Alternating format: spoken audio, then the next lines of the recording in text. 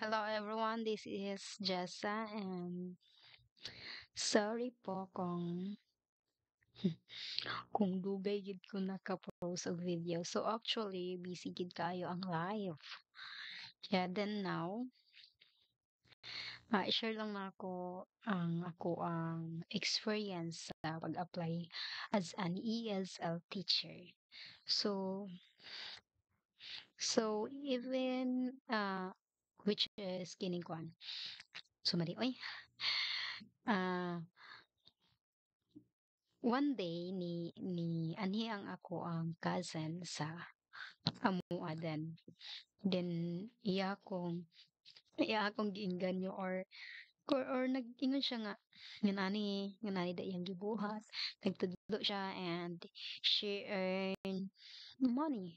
So motong si Jessa naingganyo mag-ingganyo inyong Jessa dayon mao to palit og laptop gapataod og PLDT tang ilang Jessa. Tapos, after pila adlaw, my goodness, wala pa, wala pa naka-apply. Wala pa naka-apply inyong lola. Tapos, after pila ka kuan, sige kog scroll sa FB. Sa FB kay nag-join ko og mga ESL teacher nga group chat. Join. Dayon, sagara sa akong makita, need og experience. Nya, inyong lola wala may experience. Atay, try kog apply kay naman po'y uban nga company. Wala na kita experienceado. Bali experienceado ba na. Tapos nag-apply inyong lola. Nya, paghuman, may gani ginadawat. Pero, barato ang sweldo. Hasta barato But okay na to for parehan akong beginner, di ba? As in, dili lalim gyud. Then the way ang process sa ilahang which is ilang requirement is need nimo og laptop, um wifi, you need it fiber or LAN cable ba? Then need siya og figure nga sige na ni I higher nga Mbps like 25 above. Tapos ang ila pong gipangita sa laptop or computer high specs. So now nagamit ko og Intel Core i5 nga Acer Spark 5. Yeah. So okay ra kaayo mga design. Pero inyong lola pay sweldo bago pa man. Nya nakasulod ko og company nga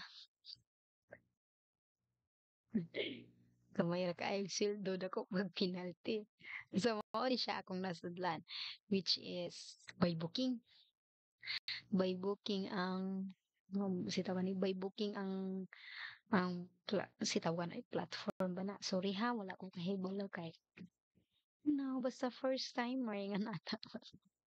So by booking which is mag-plot kag schedule mo from alas 6 taman og alas 10, 6, 7, 8, 9, 10 for 5 hours. Pero kung 5 hours nimo, di gina ingon nga sunod-sunod imong klase. Kuan ra. By 25 minutes. Bali ang rate sa ako ang nasudlan is 25 minutes nimo nga klase sa isa na siya ka person nga nagbook nimo sa isa na siya ka client. Isa ka student rather. Bayad ka na og 30 pesos per 25 minutes. Dayon pagka kuan ana for example lang mo na ilang rate sa isa ka sa tulo ka ad sa tulo ka student sulod sa isa ka adlaw mo na imong matudloan na kay no bintaw di ba gamay ra kayo di ra igo pang bayad internet then pero worth it naman pod as a non-experience mura tog mao to nga ako ang stepping ground bali so happy ra pud ko nga nakita na ko ani nga company and then Mao na to worth it ra man pod, but ang pinakadili nako ganahan diri is ang penalty. 'Cause mas bigger pa ang bayad sa penalty if cancel nimo ang book ni student or dili ka makasulod or like the for example, like maka-absent ka. Yes, 50 pesos per 25 minutes if ever i-cancel nimo na. And then, 'di ba? Mas mahal pa ang penalty kaysa sa sige kaysa sa sweldo, 30 over 50. Very. Mo nang nag-try kog apply og lain but may standard man uy. Grabe man uy. Namali inyong lola. Ulaw kaayo.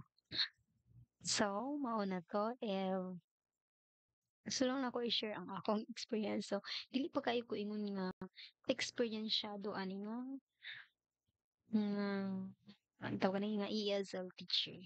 Even nga sa akong pag in English, dili kayo ko ingon nga fluent.